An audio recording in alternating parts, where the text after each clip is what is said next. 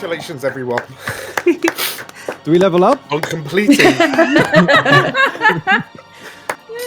Cormyr Echoes of War. Hello, everybody. Hello, DM Dan. Hi, it is me, DM Dan, and it is you, the Explorers of Elsewhere. Yeah, welcome back. Thank you. Yes, it's been a hot minute since we wrapped things up in the Cormyr Echoes of War campaign, and I'm so glad that none of you were traumatized to the point where you didn't want to return for this final little sit and chat debrief. So I'm glad you're all here. I mean Anton, Elle, Julia, Carl, Tilda, Matt. I can see that you're all looking well. Matt, in particular, you're looking particularly been hitting the gym, so it's good that you look very refreshed. Yes, much more refined than you I normally think the do. break did well for you. Yeah. I can see that your life's a lot more in order. Clearly, this isn't Matt. This is What? I've been lied to. we unfortunately Matt can't be with us today, so I've recast Matt. Yeah.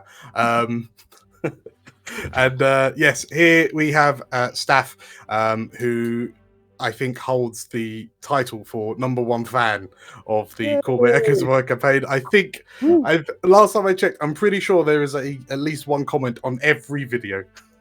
So for that, apart from one, which I finished a few minutes ago. But yeah. Okay. There you go. That puts a date on it. But I mean, you still have all the tavern videos to go through as well, so this is true. Plenty of time to start. Only commenting. some of them. I've watched most. Some of them. Oh, there you go.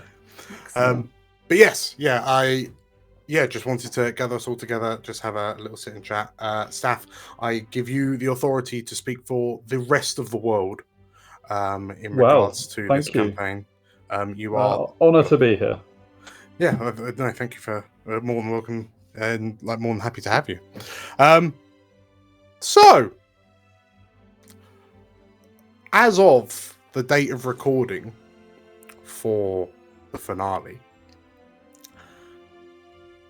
it was 2 years pretty much to the day that we recorded episode 1. Really? Yeah, episode 1 Amazing. of the Lost Files. Oh right. Oh right. Okay. I believe. Yes. 2 years. 2 years. So yeah, the Cormyr campaign, for anyone who is kind of out of the loop, was actually once all said and done, 89 episodes long, plus one shots and tangents and whatnot. And the first half of it we played offline before we decided to transfer to YouTube and kind of share it with all of you lot. But yeah, it's been a journey, right? Has been. Um, Dan, I have a few questions for you. And I think main interest, what was the inspiration for the Cormyr campaign, or where did the idea start? So when I was young, I stubbed my toe on a doorpost, and all of that hate and pain and rage turned into this campaign. It turned into a manfly. Yeah. So so Cormyr has always been a bit of an interesting subject for me. I think my first real encounter with it was like one of the 4th edition like subclass is Paragon Paths, and it was like a purple dragon banneret or something along those lines. I do remember back in the old campaign, you and me talked about the old 4th edition. You mentioned Cormyr a couple of times. Yeah. No, you did talk about how one day you would love to do a campaign Cormyr. Yeah, because I mean, when it comes to Forgotten Realms, there's a lot of stuff that happens on the Sword Coast or Sword Coast adjacent, and I thought there's just so many regions to the east of the Sword Coast, and yeah, Cormyr was one of them. And it's just like when you read into it, like the elevator pitch of Cormyr is just like proper, like almost Arthurian fantasy, like soldiers and knights and dragons and wizards. Like it's almost weirdly, it's almost like too standard. If that makes sense. I feel like you turned that upside down. Then turned upside down, yeah, especially by the end of the campaign.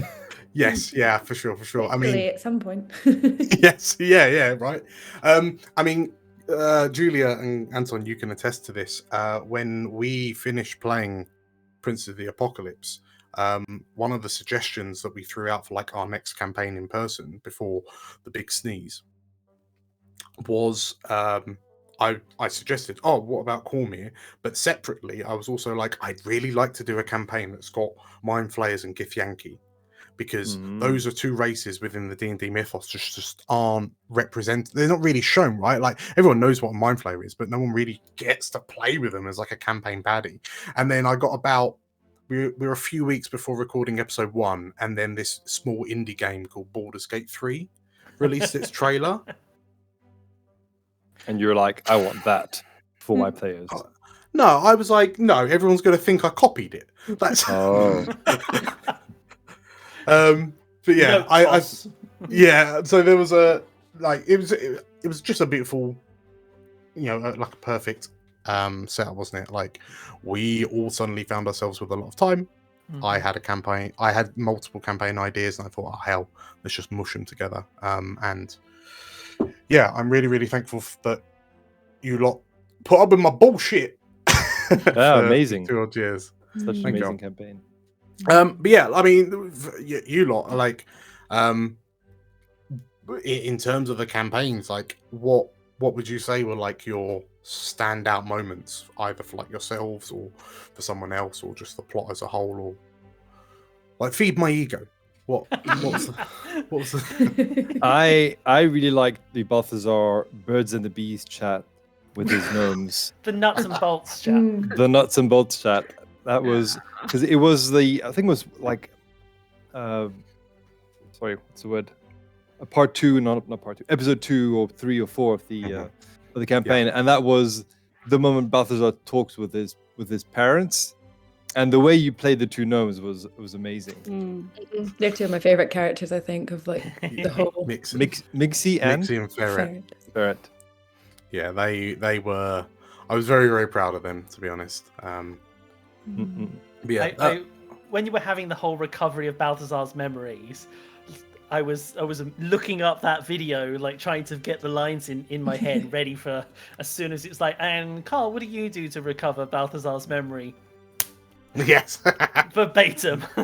Yeah, I'm really, really, if nothing else, like, moments like that. And I mean, arguably, we've had at least one moment like that throughout all the videos that were just kind of good enough that we could snippet them and release them as shorts, because that in itself was a bit of a kooky idea at the time to have these 1-minute shorts. But yeah, really, really, really chuffed with that. What about you, El?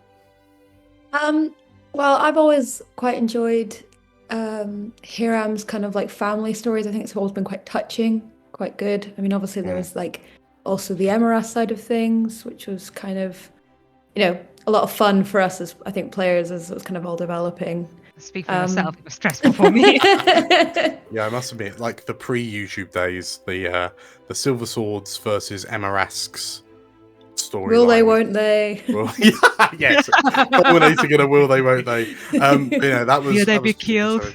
Yeah. Yeah, no, that you're right. That was good. I think also as well there was the hunt, the wild hunt. Wild Hunt, yeah, which also was off. Sorry, I'm going to use all the ones that haven't been recorded, and everyone's going to be like, "Ooh, what happened there?" But I think that was like a really great one as well, because of the fact it was like that first introduction to kind of like the sort of speed. That was the first battles, chase, wasn't it? Yeah, I think. Yeah. The Warhounds going up against like crazy devotees of Malar, the Beast of the Hunt, who'd transported Iran's family to a divine demi-plane hunting ground that you lot had to chase them down in. Like, yeah, that was. I am going to contradict you there. I think the first chase was when we had goblins chase our cart, like way back. Yeah. I think it was the first time we used a dynamic screen too, and it was just mind-blowing. Yes. And we saved Jik, and Jik became permanently cemented in our groups.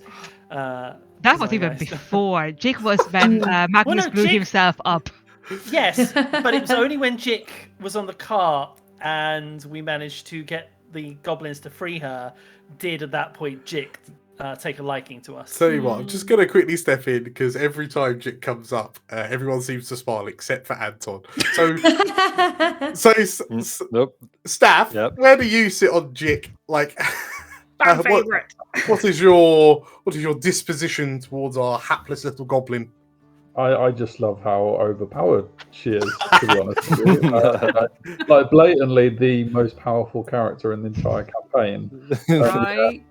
And yeah, just so unpredictable, brilliant. Yeah, no, fantastic creation. I felt like you've all had a hand in making her what she was. Aw. I mean, yeah, really cool. It's very interesting you say that because, yeah, like she was a creation of the Warhounds for all intents and purposes. Jick originally never had a name. Jick was supposed to be a nameless goblin that gave a bit of exposition before failing their last death saving throw. But Katya and I believe Slate, like the Warhounds, healed this goblin with a broken leg.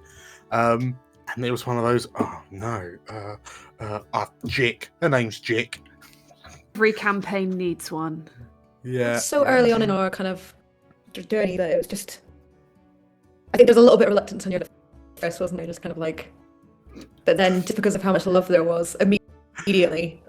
I think, every DM gets a little bit worried when the party starts creating pets out of the NPCs. But I think, Jick was... unless you're asking Anton, I think Jick was a particular favourite of most people. To be fair, wasn't it Anton that... Well, Anton, wasn't it you in Dragon Heist? Sorry, this is a completely separate campaign. I adopted another You goblin are the one called who Zach. adopted a throwaway goblin. Right, nothing to do with So for you Jick. to be so sniffy about Jick now is quite galling. Jick and Zach are completely different Okay. characters. They're both goblins. They don't they're have both incredibly adopted. similar dispositions or voices or anything. No. Okay. I think I have to ask, does anyone remember where the magical sneeze came in? Yes, I think it was the came first in... Christmas special. Was No, it? it was I before thought it was that. the cart chase, wasn't it? No, it was after the cart chase. It's when we found her in a camp and she'd become the camp's leader. I'm pretty sure it was the cart chase because the whole point was that the goblins had tied her to a stake on the cart so that her magic could create magical effects during the chase. I completely forgot that. Yeah. Yeah, I'd have to go check the videos again, but I realised I was forced to give her levels in some sort of class, and I realised, I think I wanted to be a caster. Goblins don't make very good wizards. I don't think anyone would have her to make her a warlock. She's definitely not the cleric type. Oh, I'll make her a sorcerer. I'll make her a wild magic sorcerer. I'll make her sneeze. Honestly, I feel like we need to go back and re-record the first part of the story. Right. There's so many amazing moments. trying to remember what we did. I mean, there I was have no idea. there was that other small fry local D&D group that did a Kickstarter and raised 11.5 million to make a Amazon animated TV show. Well, we just do the same. Let's just do that. Yeah. Details of the Kickstarter will be down below in the description.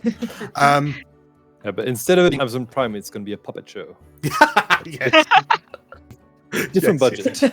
But honestly, I have now in my head that time travel. The Warhands get sent back to the beginning of the campaign, and they know they can't break the timeline, but none of us can remember what we have actually done. I've just got a set of very extensive notes that I have to ring you lot through.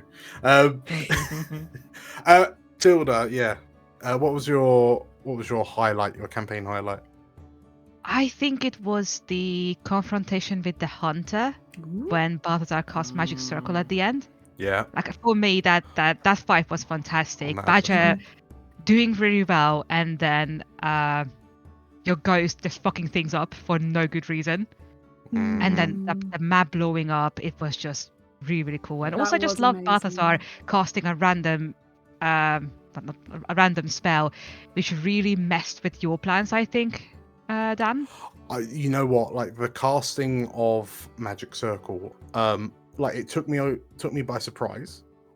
But spoilers, I didn't actually have a solution for what was going to happen. So Anton, when you were like, "I'm going to cast Magic Circle," and I sat there and went, "Well, you know what? Yeah, fair play. Like that contains it." That's good. So yeah, that was really, really quick, like good and quick thinking on all of your parts. And yeah, Tilda, you're right. That episode was a lot to get to get through. I mean, it was very chaotic. I remember, I think Katya and Slate were trying to save the eggs. I don't know what Hiram was doing. Badger was trying to save Shana. It was just madness all around. That was the first time Balthazar cast the Magic Circle, which That was created a loop that kept going on, which you never actually explained what happened. What was the loop? We just went into the halfling village right after, like, why you survived? They're like, was it not a dream? It was it was all a dream. We Dallased and went back to the start of the campaign. That encounter. Because I suppose that was the first time you properly met the hunter, wasn't it? And like, let's say properly. First time we chatted. First time First time we didn't open with the swinging of swords. Yeah. And she was almost reasonable. As all BBEGs should be. I mean, thinking about that episode, actually, one shout out I really want to do before we go any further. Like some of the maps that we've been playing on have been phenomenal. And we have Birdie Maps to thank for some of those beautiful creations. Birdie Maps. Yeah. Thank you, Birdie Maps. So like the Stormhorn Mountains, the underwater Netherese Tower, the Nautilid. So many. Yeah, they have been knocking it out of the park. And yeah, like since we first got together, since they were first on Tavern, they've just been going from strength to strength to strength. The stuff they've been coming out with is phenomenal. So if you haven't already, check out Birdie Maps. Again, I'll leave that in the description alongside the Kickstarter. Carl. Oh, I have to say, like, I think a quite defining moment is a different fort, but the one that was in the Kingswood. I can't remember the name of it. Lymira? Fort Lymira? Fort Lymira, yes. The level 7 finale. Yes, where just everything's going wrong, and just I think as characters, we all were hyper competent. Like everything's going to shit around us, and we're just batting out the park with every ability we use, everything we do. Like Slate turning into the Auroch and just charging through everyone. Like Katya turning someone's own thoughts against them by using the mix of actor and telepathy, and the way Badger was running up walls and running across to sort of save Shana. Everyone at that Renna. point was Renna. Sorry, Renna. And then Magnus.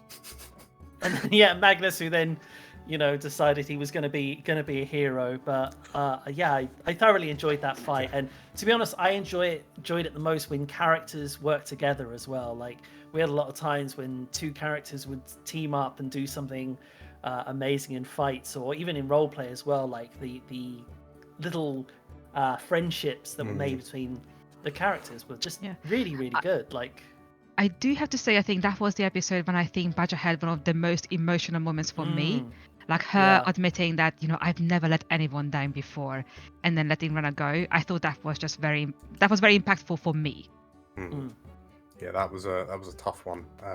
It only took 6 red dragons, but we got there.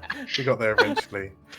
You found out where the bar was for like fucks there. Yeah. It's interesting actually. You should bring up that episode because mentioned earlier, Steph. You tell me off for not being cruel enough to my players. In my notes for that session, Magnus charged the hunter 1-on-1 combat. And I did that with the expectation I was going to kill Magnus. God. I'm so glad you didn't. So glad. Take Yeah. on my Well, favourite well, moment Magnus away. is my About that. baby as well. Here's the thing, like I tried, like I thought, I did practice runs, and Magnus was just jelly on the floor, like he was giblets. And then we came to the recording, and we had that scene Magnus running across to kind of buy you all time, and then I just saved him. and, well, Sorry. no, like he just like the Hunter just started rolling ones and twos. Just Magnus just properly tanked the BBEG, and it came to the point where I was just like, you know what? Let's let the dice lie. Like Magnus doesn't want to exit the story right now, so we'll leave him in. And thank God for that. Yeah. Yeah, because just think how much of a different trajectory the campaign would have been on if there wasn't a Magnus. I mean, we Yeah. wouldn't have I had don't that. think any that- change whatsoever, but Oh, We wouldn't have had one of the that epic funniest shot. moments. Yeah, the funniest moment is like, the Magnus getting the spy network.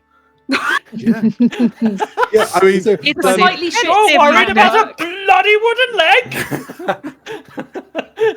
Dan, can I just congratulate you on your Magnus impression? Because every single time it was spot on, and every time you played Magnus, I was just like, yes, well done, exactly, yes. I don't know. I don't know whether that's a good or a bad thing that I can pull off Magnus so perfectly. But To yeah, be fair, Magnus was very memorable. Mm. Like I was He's a genuinely really character. sad when you retired him. I love Balthazar, but Magnus was just, Mm, you know, the Same extra to me. spice in the group. and I'm Yeah, glad 'cause- Dan kept him on as an NPC. Yeah, yeah, absolutely. again for reference, in the 45 episodes before we went on YouTube, Anton played Magnus as a Mm. PC, and yeah, you voluntarily left the group when at the culmination of the level 6 finale to Be with Raedra, be with his, Yeah. his his one heart, true love. his one true love. Well, that was, I don't know where that came from, but like the Rager Magnus romance speculation. I think it was after Magnus ditched the Warhounds in favour of Raedra yeah. and became Probably. her And got a second in mustache. command. I Don't think forget, that it was like Her boy toy, you mean? Yeah, Yes. Yeah. So That was very funny. Julia, obviously, the fact that you're here is a bit of a surprise. I guess so. In I fact, was in the campaign for a while. you were in the campaign for a significant period of time. Yeah, that is true. But yeah, a surprise grand re-entrance. Yeah, it was Episode very cool 23. to get to come back for the last couple of episodes. Really enjoyed Yeah, it was that. great. Yeah, that was a nice surprise. Yeah. Very good. So, what would you say was Julia's top pick for the campaign?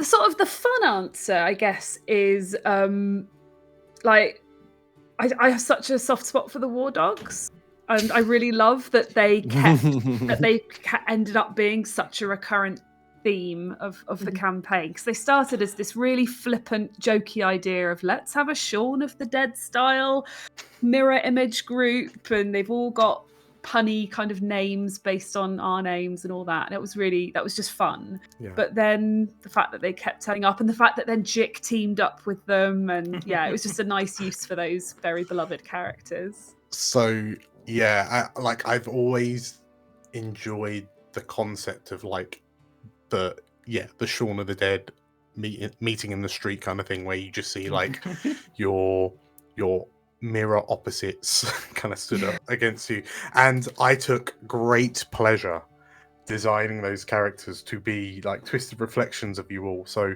like some of them more obvious than others, like Bodger and Badger. Yeah. Which, to be honest, is a very British joke. I think Very, very, very international viewers may not get that as much. Yeah, that's true. But originally, when Magnus was kicking around, we had Magnus and Opum. And I didn't get it at first. Like, why is Opum? And then you're like, Magnus Opum? I'm like, oh, there we go, Yes. got it now. So whereas Magnus was a wizard with a level of cleric. Magnamorphous? Yeah, that. That Magnamorphous? Yeah, Yes. that's the yeah. I've only just realised that. I'm just sitting here like, oh. I'm trying not to react. It was a deep cut. It was a deep cut. But yeah, like Magnus being wizard with one level of cleric, and Opum being a cleric with one level of wizard, which is a terrible combination, by the way. Never do that.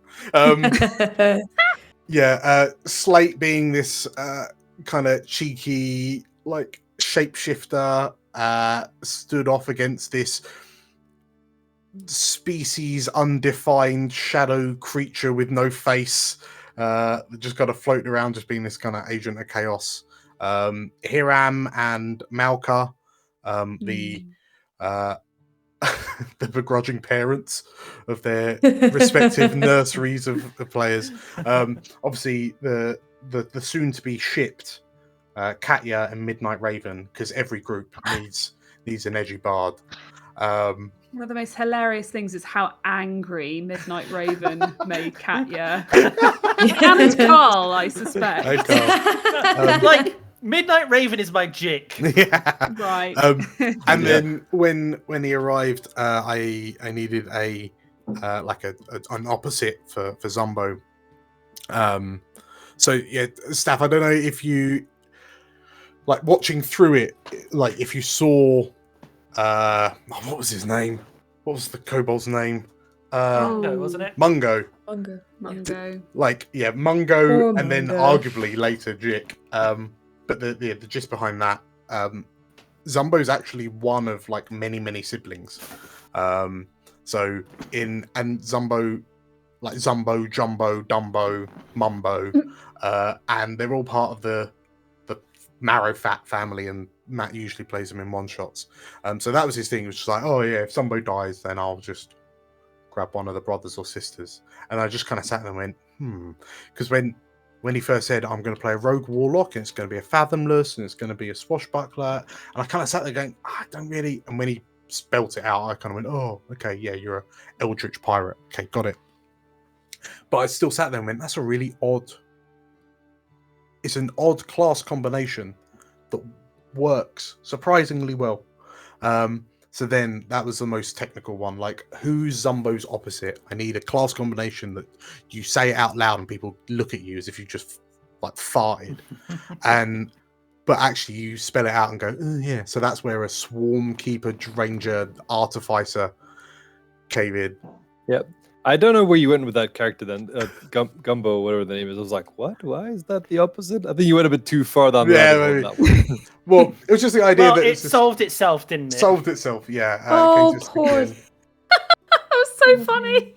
Um, He just got eaten by rats. It's horrifying. But I think it was meant to be a bit of an, oh my god, they killed Mungo kind of moment, wasn't it? And then the next one would come in and also get killed in a ridiculous way. Yeah, because I mean the joke was going to be that this kobold would turn up, get killed.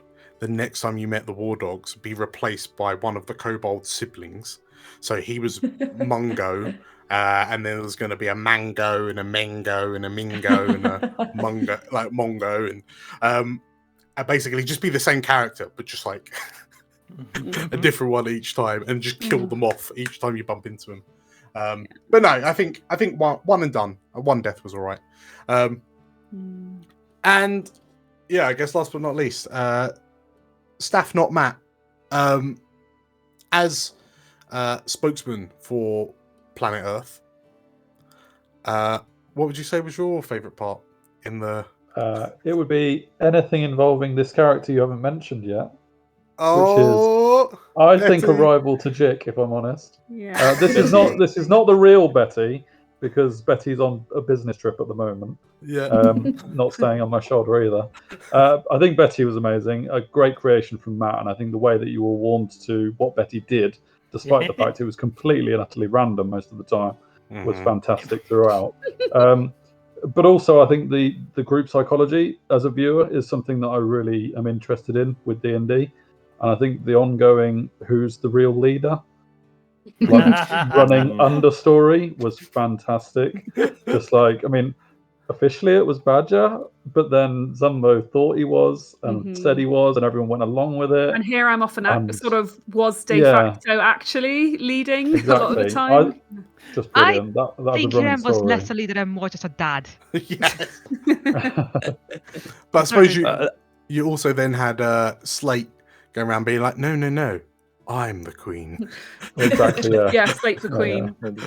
I don't think Zumbo was in charge at any given point, right? I think Oh, but Badger was. And Zombo thought he was, and I think Catcher after like Badger died, I think Catcher definitely would have put her stock in with Zumbo because of her friendship with him. Yeah. okay. Also, I think Zumbo was more in charge emotionally speaking. Like he might not have made all the decisions when it came to combat or what we did, but when it came to just making sure everyone felt appreciated and part of the group, but that was more Zumbo. Yeah.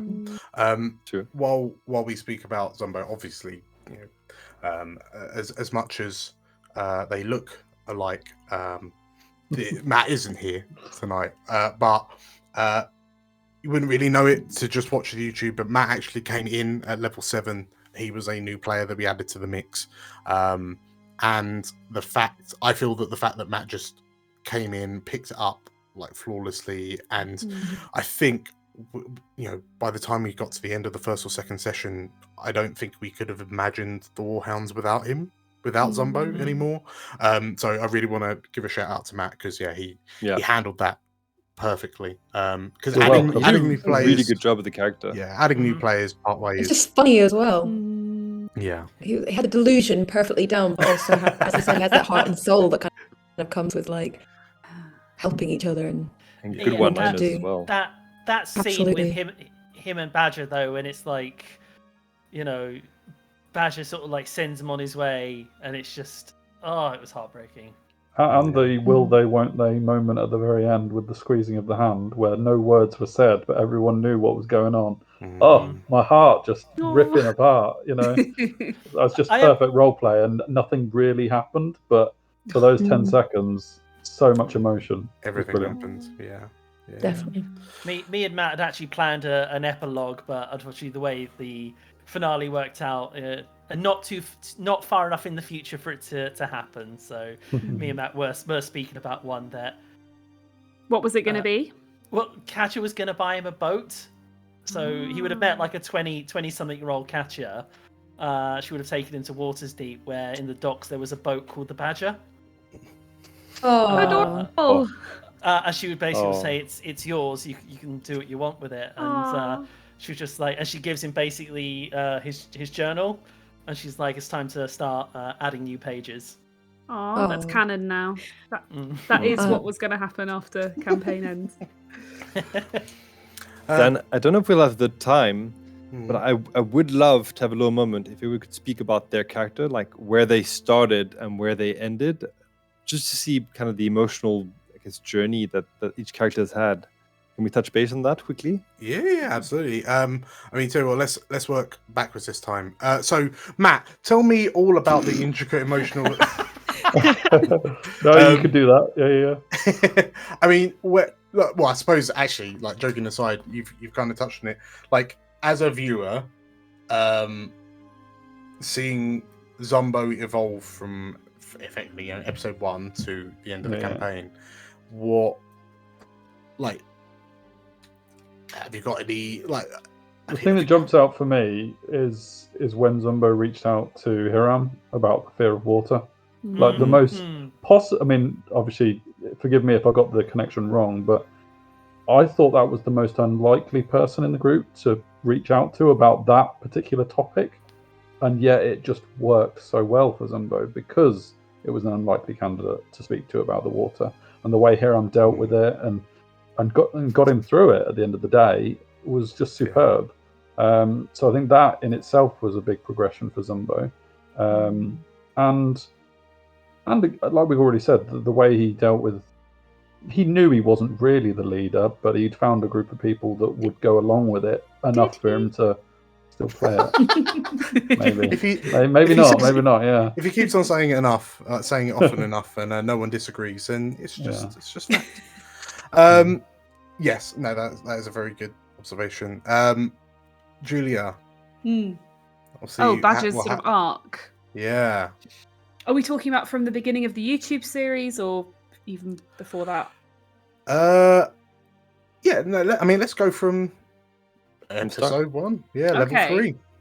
So, yeah, Badger, I guess her main arc has been kind of going from just kind of almost quite naively just wanting to help everybody and just kind of having this very black and white idea about that there's the right thing and there's the wrong thing, and I always want to do the right thing, and it kind of realizing that in this complicated and sort of politically complicated, socially complicated world she found herself in, that just wasn't workable. So that was part of it, was sort of learning a little bit of nuance in terms of how she approaches problems and like human and people problems, whilst also still maintaining her general optimism and desire to do good, and also coming into her own as a leader. I think that was the big arc, really. After she was so when Badger was elected leader, which was before the YouTube days, I believe, she didn't really understand why people wanted her to lead the group. I don't think she really saw that for herself, but then gradually embracing it over time, and then sort of that really culminated, I think, in the scene on the Nautilid. The Nautilid, yeah. When she kind of took that sacrifice on in order to save Renner, and I think that was just a completely automatic decision on her part, because there was nothing else she could have done in that at that point. But also, I think that was, for me, I think that was when I think that's when she really realized she was the leader at that final moment. Yeah. She was definitely the big sister to everyone, I think. Yeah, because I suppose, you like taking that kind of giddy, I'm going to help everyone optimism, having it kind of beaten and bashed around by the world, like by the campaign, but in that moment, stepping back up and going, no, this is why, like, this is how we help, and like, giving Renner the necklace. Carl, before we left her on Katya. Katya's emotional journey, my goodness. I mean, she started out as an untrusting, rage-filled girl who was after nothing but revenge. No, we want the things that are different from the beginning and then. But no, I mean, she got a little taste of the revenge and found it unsatisfying, and then through Magnus's tutoring, started to trust the Warhounds more, and then with the development of her psychic powers, she started to become, she became part of the team, became part of the family, and started letting everyone in, started to trust them, started to let them trust her again, because burning down a tavern for some reason doesn't do much for your party's trust in you. But by the end, I think she'd become very sort of grounded. Like, she wasn't chasing the revenge anymore. She was just there because she understood there was a bigger picture, and I think by the end of it, she'd become very confident. She'd become, I mean, she was still a bit cheeky because she was still sort of just slowly turning into an adult at that point, but by the end she saw a venture ahead of her, and wanted to do as Badger did and help everyone she could, so she left for the Sword Coast. But I liked her progression from being just the angry person, the reserved quiet person, to actually being quite open, quite kind, quite compassionate and empathetic, and also being sort of everyone's not literal, but their emotion, their mental hub, to bring them all together, to bind them like they've never been bound before, to create that little chat room for them. So they were literally in each other's heads because of her, and hopefully saw themselves as a family as a result of it. And she always wanted to do little things for everyone, like Zumbo's new leg, or diving into the mind of Balthazar to learn who he really was, trying to be friends with Slate and enjoy their sort of chaotic energy together, and try to be a better person to show Hiram that she was responsible. So she was an interesting journey and a lot of fun to play as. That's good. One of the things I really appreciate with Katya is the relationship she had with Magnus, and they kind of had a sibling relationship, I think. Yes. By the end of it, and also she then lashed on to Magnus's family, that Magnus kind of had a difficult relationship with, and actually Katya was like, no, you should make the most of this because I don't have that. Yeah. Yeah. And I like to imagine, we didn't have the chance to do this in the epilogue, but I like to imagine that Magnus' family would have adopted Katja if informally into like their She little would family. have happily accepted, because in the finale she bought the Dragons Rider Club and the house next door for Magnus's family. So That's right. I would have happily, in my head canon, she comes back to Césaire every sort of year or so to have dinner with the family. Yeah, that's right. I find it quite interesting about Katja is that the more powerful she became, the more soft she became. Because she didn't have that fear anymore.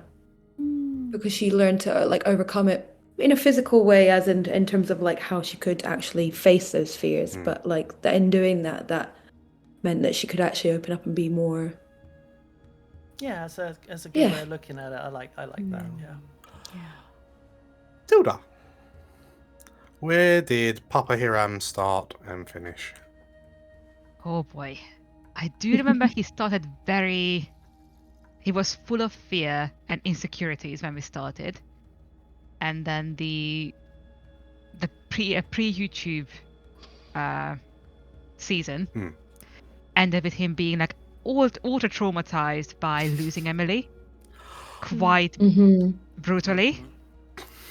So he was dealing with that whole, not feeling like he belonged with his family, then not really trusting himself to be a good teacher to Emily, to actually losing Emily, and then actively trying to become better while dealing with the repercussions of that trauma himself. Yeah. And I think by the end of it, he felt like he was really, really part of something. Like he really was attached to the group. And I think he was better at navigating that tightrope of teaching Emily how to survive on her own, but also not putting her into unnecessary battles if it can be avoided. Which sometimes it couldn't be. Yeah. Sometimes, she had to be there. You can't shelter her from everything. But there is a point where I have to say, and this is where you can't follow me, because you aren't going to be the future. Yeah. Yeah, that's true. And also there are one minor revelation about It's a tiny, small one. Yeah, late game Mom. revelation for Hiram. Who is Mom? Yes. I mean, at least now the two of them get to know Hiram's other family. Yeah. But also, you got a shiny sword, didn't you? Oh my god, I will never forgive you how you revealed that to me, by the way, because that was not recorded. But the fight after Hiram picked up Oberskier, Dan messaged me did you read the description of some of the of the sword? And yeah, and then I realized no, I didn't. There was an extra line I just completely skipped. Yeah, the one that says this only activates by those of the bloodline of House Oberskier. I think I actually heard from the other room, just son of a bitch. Yeah. In a campaign like Cormyr with loads of noble houses, if anyone who chooses the noble background should fully expect the DM to go, yes, which house are you part of again? Are you? I was just going to say, never have I seen a D&D player so annoyed when they are offered grandiosity and really important plot lines. What do you mean my family's been kidnapped? What do you mean I'm of the royal bloodline? Oh! In my defense, so funny. The whole Silver Sword saga was incredibly awful when you think about it. Yeah. Just constantly one of his childhood friends turning against him and trying to actively murder him. Yeah, kind of. I think that's what's also really fun about Hiram is, even though he's a noble, even though he's a knight, he still kind of comes across as an everyday man. Just I don't want to have to deal with this. Yeah. Hiram is the meme of the person just stood in a field, what is this shit? What is happening? But yeah, that was when Garabrael wasn't an ally. That was some spicy times for Hiram. Very interesting. Well, stuff. fake Garabrael. Faux Braille. Flair Braille was actually the nickname I gave him. When the fake Garabrael was actually an intellect devourer. From memory, Slate's your first like long-term character, right? Longest, well, yeah. I mean, before that was just WoW at what was that, about maybe like less than about half a year, maybe Year and a half, yeah, about Oh, that. okay. year it and a was. half. But we didn't have nearly as many opportunities to play, so I think it was much shorter campaign in that sort of sense. So definitely a long time for me is in terms of like learning about a character and learning how to develop it. So I think I feel like I started off with Slate, Slate as a changeling in a sort of world. You would let me be a changeling when there wasn't really that in the lore, so that was nice. But like because of that, we had to build in, that it's not normal. So why would that be? How would that be? I was like, and you kind of weren't sure. Well, that means I've got plenty of things to do here. Yeah. So Slate in terms of how they started off was they basically just left home, which was living with a rambling druid, and not really having much interaction with others, which is quite different to what changelings usually do, I think, which is to like to be different, like to switch, not to always stay the same. So it was a big teenage angst kicking off, leaving home, running away, going and doing exactly the opposite of what their parent figure had kind of set for them, which was just to go and try and be part of the court's nobility and everything. That just be more social. Yeah. And then kind of actually resolving by kind of realizing actually sometimes it is nice to do the things that you kind of grew up with, to realize that that's a part of you. Kind of just, I don't know, it's a sort of a big self-acceptance vibe, I think, for Slate. 100%, yeah. Because it felt, when the original Slate almost felt like they were running. I mean, they literally were, weren't they? They literally ran away from home. But yeah, certainly by the time we got to the end of it, I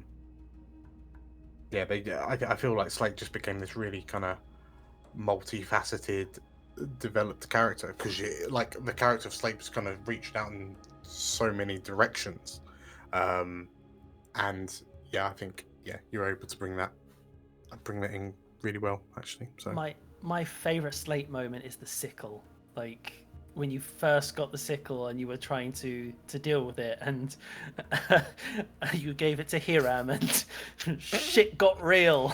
Oh dear. Yeah, I feel like Slate was more of a liability than more than most. If it makes you feel better, I have to say that moment and the bathtub moment is when I feel like Hiram probably should not help. Because it never ends well for him. Last but not least, Anton. So arguably you play Balthazar. Well, I suppose, you get a twofer, don't you? Let's start with Balthazar. So Balthazar's introduction to the finale. How do you feel that went? So into the game, you mean into the campaign? Yeah, like throughout. So Balthazar's arc was all about courage and finding his courage, because he's a itty bitty halfling, timid, in a big warforged destructor body. And so whenever I played with Balthazar at the beginning of the campaign, he was all like scared to get in and afraid to cast spells and didn't really know what to do. And then he was like, wait a minute, I'm in a big boy body and I can do things and I can be what I want to be. And then he just became sort of unstoppable. And like especially at the end fight, he was on a roll. He was a machine. I found he was like not scared of anything. He was like, this Beholder's is gonna whatever it was, Mind Flayer's gonna die. And I dropped inside the Balthazar's backstory. I dropped a few nuggets, because he had amnesia, right? Mm-hmm. Which is a bit of a trope, but and then the fact that he was a halfling, didn't know that at the beginning. The fact that he was a war wizard, didn't know that at the beginning. And most importantly, the fact that he had a wife, completely forgot about that. And the main reason for that was just, I thought it would be quite funny that the last thing he remembers is the most important thing he has. And I 100% did not expect you to bring his wife into the game, Dan. Hey, it's in the backstory, so it's viable canon fodder. So I gave it to you. And so the marriage scene or the renewal of vows is very sweet. yeah, that was very sweet. Yeah. Yeah, that was pretty much Balthazar. So I really enjoyed his arc in the way at the end he was just the machine he was meant to be, basically. But still very Hofflingy. So to do a quick pivot, and I appreciate that I had him for the second half, but yeah, how do you feel like Magnus's development from level 3 to campaign end went? Before. Just a perfect arc, I think. It's just a perfect continuation.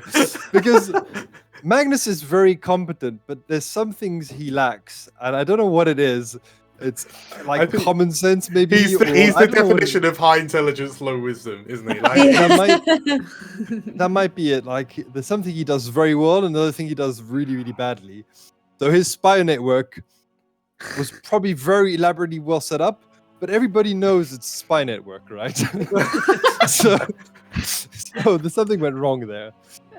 He's I think I thought that Magnus's arc in the first season, if you will, was really well developed because he started off as such an obtuse, very solid arrogant. kind of very arrogant guy that kind of really sort of slowly kind of learned to kind of be part of the team, as not just to kind of like push forward the leading, but like also to kind of that kind of thing where it's always like, oh, strong leader like leads, even though you weren't leader, but like a strong leader kind of works with the team rather than, and I think that's kind of what happened with Magnus. And that was part of deliberately done as part of his background, because he started off as a soldier, right? And so he had this narrow-minded view of like things and people and the way things were run. And especially, I think with Slate and Katja probably had the most impact on him. And it was like accepting them and being okay with who they are, and that was a huge part of his journey, I think, as a person. It's connecting with them. It's not recorded because you could draw a line and show that point, because you could definitely see it. I remember me and Tilda were talking about it when it happened, but you could definitely feel that point where Magnus suddenly changed from being like, this is it, this is business, stoic, to suddenly to warming up. And I remember just like seeing that progression and that change in him. It was like a realization of why he was fighting, or like who he was fighting for. Because like you're absolutely right, like Katya and Slate, arguably the most like polar opposite end of the spectrum to the war wizards he would be fighting alongside, like against the Netherese Empire and the Sembian vassals and like, and then to go, oh no, actually, like these children like they adults are by Cormyrian standards, like they're the reason we fight, right? Like, and I think it was in the level 6 run up to level 6 finale, when you were yomping through Suzail trying to stop all-out war between Cormyr and Cormanthal. There was, I think, it was surprising to see that kind of moment between Magnus and Katya, and that because like he almost stepped in as like the father figure in a sense, but just seemed to step up. And I think his relationship with Hiram was also very important, because Hiram was his like parallel, was his was his best friend really, but they mirrored each other in a similar way, and by being that fighter character, and so having that support was important for him, because that was his anchor, I think, not him to do the rest. Do you feel like Magnus's growth was all about empathy? And I think that carried on to the second part of the story too, because even I know I drag Magnus a lot in the game for leaving us for Raedra, but even siding with Raedra is his first big choice of empathy, of looking at the person who has been his leader for so long, and say like, no, you are in the right here. And that just carries on through the whole campaign, I think. Yeah, you're right. I think as a group of characters, they were all gifts for me to meddle with. Gifts? Those big elephants?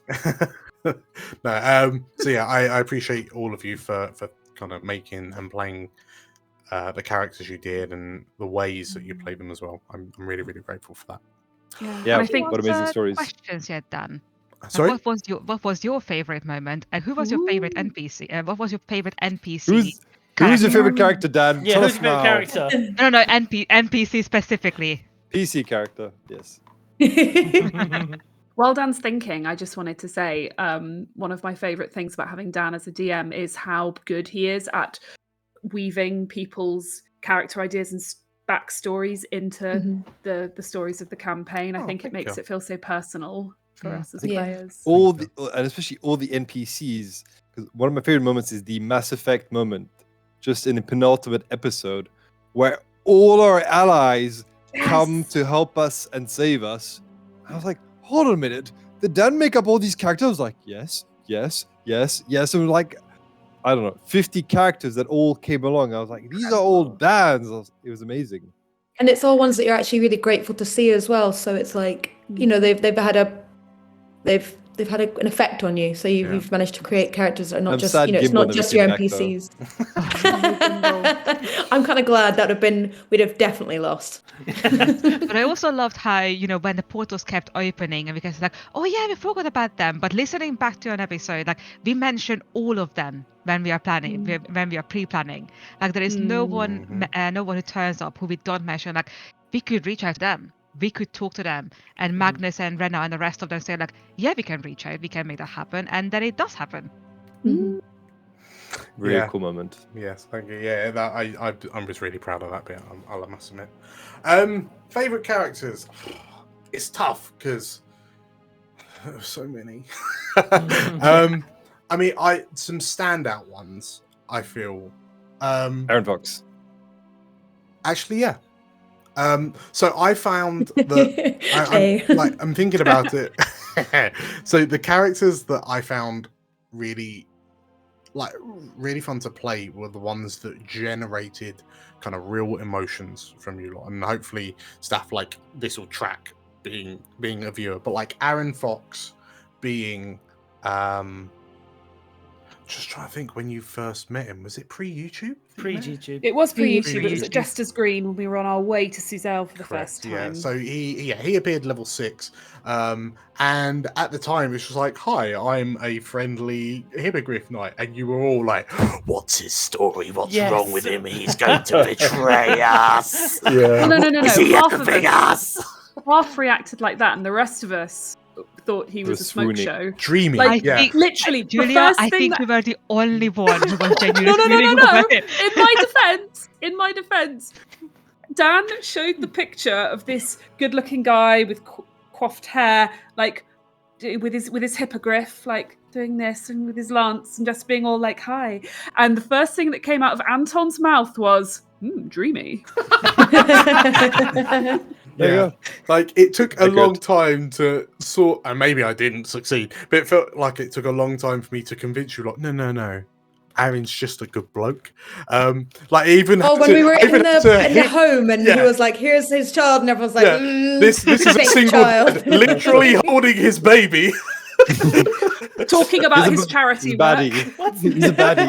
What's the quote from Lord of the Rings? It's like I think an enemy, an agent of the enemy wouldn't appear so foul. They would seem fair, but foul within. Right. And I think we had that sort of reaction with Aaron. It's like he's too good looking. He's too good. handsome. He has the baby. So- Who did he steal the baby from? It's like, I was such a movie for so long. I remember going into the trial of the silver swords. I was still, why is he here? Why is he helping? Especially because, and I'm not sure if I should be mentioning this because of the music, but by accident he started playing the Bloodborne emissary song when he turned up, and I knew it. Very confirmed. Yeah. He's an alien. I knew it. Well, thankfully, you all took to him by the end of it and didn't just like I strand him loved in. playing him. Just you didn't leave him in the Shadowfell. So yeah, Aaron, top of my list. What was his name? Hellenis. The pit fiend from the tavern. Oh yes. Tarkalon. Karkalan. Karkalan. Yeah. Um, Which again, Julia, you I have Daddy a thing for Taskmaster. Dan's NPCs. What can I say? So, in the grand scheme of things, Tarkalon didn't have that much to do with anything in the story. Like, let's be honest, he was very clearly the literal quest giver. But Who gave out a lot of money for not very much, right? gave out. Wait, wasn't that was that Varaxis, the Dragonborn? Oh, Varaxis, But yeah, so yeah. Varaxis paid Tarkalon. But yeah, just the idea that, because the tavern itself is supposed to be a weird and wonderful place, and I thought, let's just have a pit fiend. Yeah, why not? Which we never questioned, by the You way. never questioned, not really. But to the fact he had like the little glasses on his nose, just like yeah, I really liked kind of turning that on its head, subverting that. That was really, really fun. We touched on it a bit earlier, the Lovecraft gnomes, Ferret and Mixie. There was just something about those two, and I think I might have mentioned this on camera before. I'm a little bit worried how easily I could fall into both of them simultaneously, like role playing the two of them simultaneously. I'm really pleased with them. I mean, they were just, I feel, yeah, like I say, there are a lot of, I think I rate the NPCs basically on kind of how well they kind of bounced off you lot, if that makes sense. Because like the NPCs that I felt that you lot kind of really engaged, really got to know, and really wanted to know, and obviously those are the NPCs that then got a bit more screen time and so on and so forth. But yeah, I say there was just so many. Like those 4, I guess, stand out. Because it'd be very easy for me to say Duke and the War Dogs and that, but no, it was those 3 that are like the unsung heroes, I feel. I feel like there's be an extra special shout out to Ria Garabrel, because his dynamic with the team was just I chef's flipping kiss. love Garabrel. Thank you. Yes. Just the hatred just being pushed down and being like, yeah, this is theme. this is an elf that stood as the BBEG for 4 levels, culminating with murdering a 10-year-old girl to then go, wait, no, actually he's a doppelganger, like he's a fake out. Oh, and this is a real guy and he's actually an alright bloke. Wait, what's happening? But God, he hated us. Yeah. but I mean, there was also just the best kind of, the group chat bits were so great, when You Badger's just us- like, Badger, oh my God. I still Just love said the line I still love the line of, did you just put me in a group chat with the bloody dog? Yeah, it was fun to play that, like, I am at the top of my game, and like this this haughty high of just looking at you lot and just thinking, what is this chattel? What are these amateurs? Like, how did they really defeat a not me? Like, how is this a thing? Yes. Oh yeah. I think it's almost time to bring things to a close. Once again, like, thank you all. You've all put significant periods of your time and lives aside to play through this. So for that, I'm eternally grateful. I feel that the Cormyr campaign has been fantastic to run, and I really hope it's been fantastic to play in. Very sneakily, not for you, Steph, unfortunately, but everyone else has received a parcel. So, Carl and Tilda, you're going to have to do some quick rearrangement, but I would like you all to begin to grab your parcels and get ready to open them, because I want to do this on camera. Oh. The face. That is a kid on Christmas Day right there. Coles, Dan. It's Coles.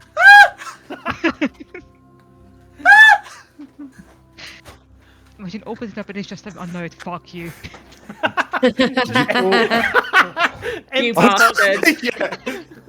Yeah, it's just a rubber cast of all of your middle fingers. It's just, you open up and it's just What? a scroll that says, one long rest. You think it's a finger, Dan? Oh, thank you. I'm really glad I was recording that, because I can splice that in now. So yeah, if anyone wants to read out their message, feel free, but obviously you don't have to if you don't want to, because they are, personal. Poisonal. But yeah, Elle, you wanted to? I like mine. I'm going to read it. It's Dear Elle, I spoke to the mushrooms. Even though the campaign is finished, poker night is still on Tuesday nights. DM done. Thank you. Okay, so unless anyone else wants to read out, I'll read mine out. okay. Dear Anton, I need you to promise not to lose your mind over this. It will be an out-of-body experience. DM Dan. Magic mushrooms. Thanks, Dan. Clever. So if everyone, and also, sorry, is there?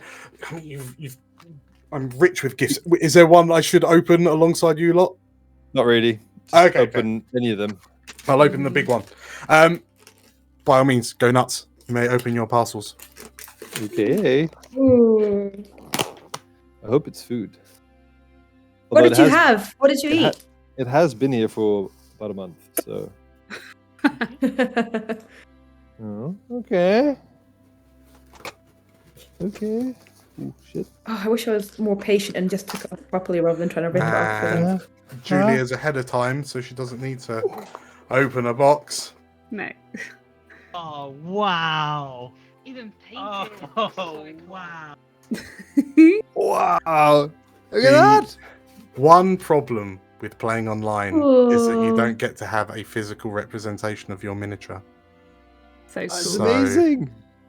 I thought it Isn't was it? only prudent if I went ahead and printed and painted.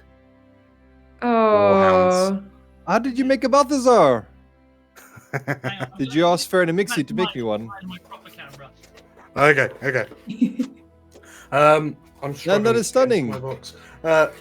Yes, you. If it is the very least I could do for you lot. But as I say, we've spent ages looking at tokens and screenshots. But I thought, you know what? Generally speaking, after a campaign, we all kind of go away and have a model for our shelves. Matt has entered the game. So I've got a note here that says, Dear Matt, if you didn't see this coming, that makes this the first successful stealth mission. DM Dan, okay. Intriguing. See what we got. I did see this coming, so at least we've maintained the pie chart's integrity. Okay. Oh. What was that? Wow. Okay. Very good. Hopefully you can see that at home. Very handsome halfling and his orange eight-legged friend. Beautifully painted. Oh, Thank you very much, Dan. That's great. You are more than welcome. Look at little drool! Drool with Katya! Drool, We got yeah. Drool as well. Oh, very cool. That sweet. is But very. also, very not sure you cool. guys can see it, Yeah. but here I have these bolts next to him. Like Emily representation. So cool. This is amazing. Oh, Dan got a Yoi Oh, mug. yay! Yay. These are gifts from us to you, by the way, Dan. Thank From you all so the wands. much. Oh. Yeah. I say it was the very least I could do to get you the models to say thank you. But yeah, thanks so much. I'm just gonna real quickly open some of these so I can do this on camera. Edit this out. This Edit is it all. the only cup I'm going to drink out of now. Dan, I'm assuming that massive is custom because I know there is no massives on Hero Forge. I spoke to the lovely people at Hero Forge, and they put in a massive specifically for me, and then deleted it so no one else could have one. Oh, yeah, this is the special order. Oh my god, this is intense. Very nice. Amazing. I EOE love how- business cards. I love how it's basically a merch reveal. These are all in the gift shop, Yeah, right? right. These are all available in the EOE gift shop. Buy your own Balthazar right now. Oh, So- I was expecting this unboxing bit to just be you lot, but No.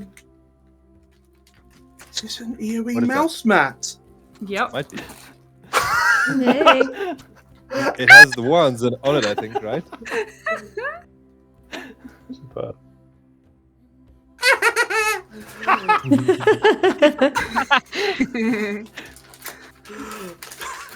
This really is like a kid at Christmas, isn't it?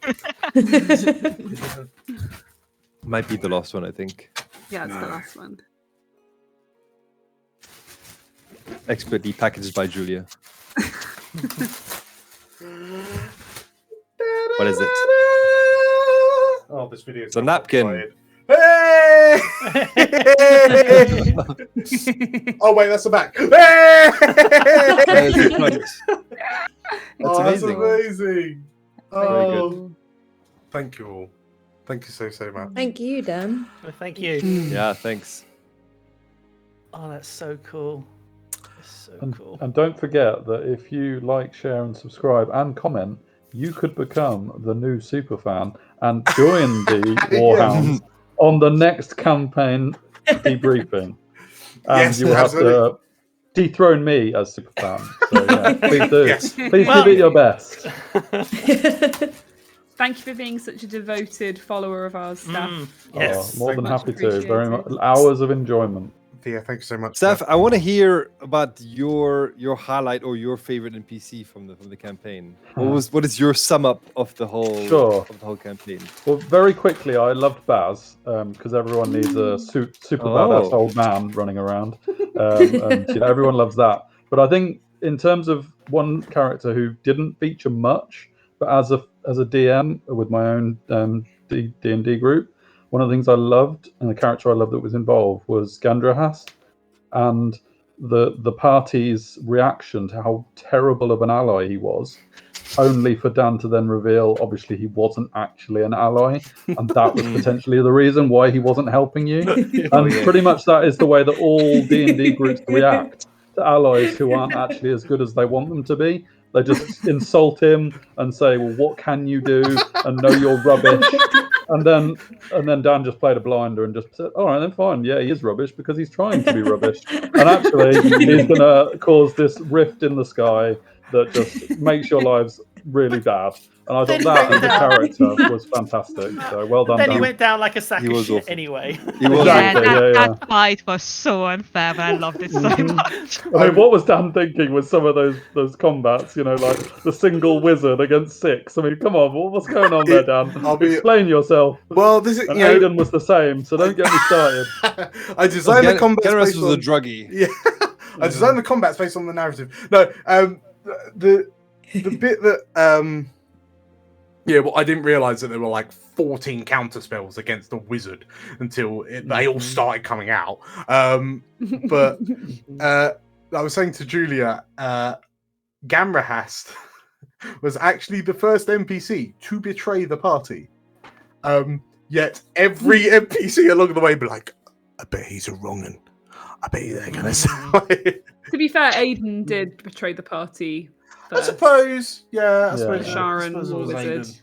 Yeah, that's he was fair. the first one. He was the one that really confirmed our Yes, chronic okay, yeah. suspicions That's of all fair, that's NPCs. fair. It's just war wizards, isn't it? They're just all wrong. And I'm sure there was an insight check on Aiden that didn't go well, though, wasn't there? That Dan managed to get away with. I'm sure that when Aiden was walking through the town with Garabrail, someone did an insight check on Aiden and rolled low. And I bet the sweat running down Dan's forehead at that point was so No, I think narrow. you did it on a technicality. I think one of us tried to insight him, and something you were happened. like, "He's telling the truth about what he wants you to do," or something like that. And we all went, "Oh, cool!" And he's good. It was close. It was close. Yeah, and he got away with it. And I love those kind of things. Great. in campaigns. I did quite like quite a few of the moments where I think Dan had been kind of like, damn it. That threw me off a bit. I wasn't expecting that to happen. And he wasn't always tell because you were quite good at handling it because you just come full throttle with something really fully developed as if it was just I'm sure. Sometimes you summon giant centipedes and no one is expecting that. Yes, that's very, very true. I mean, there were a lot of surprises. I think if anyone was diligent enough to kind of scan back through the 44 episodes, there'll be more than one occasion where you'll see me go, Yeah. Yeah. but yes. Right. With that, I think it's time to say our goodbyes. Once again, thank you all for playing. Thank you all for watching. Championed by your the avatar of the planet, staff. Yeah. Yeah. It's been so much fun. It's been an honor to run this and kind of present this to you all. If you like what you saw, hit the like button and leave some comments down below. We have loads and loads of videos, so make sure to check those out. And spoilers, there's a new campaign coming, so make sure to subscribe for more news on that. We're going to I'm hard at work designing the new campaign. More details about that will be revealed in due time. Of course, we still have the Tavern Between Dimensions, which is coming out weekly. Between now and the end of the year, I suspect we're going to be releasing a series of one-shots and kind of more light-hearted stuff. So yeah, so hit the subscribe button, hit the bell icon to get notifications of when they come out. So with that said, 3 cheers for the Warhounds. thank you. Yes. Hip hip. Hooray! Hooray! Hooray! And many more. Thank you all for watching, and we will see you next time. Bye, everyone. Bye. Toodaloo. Bye-bye.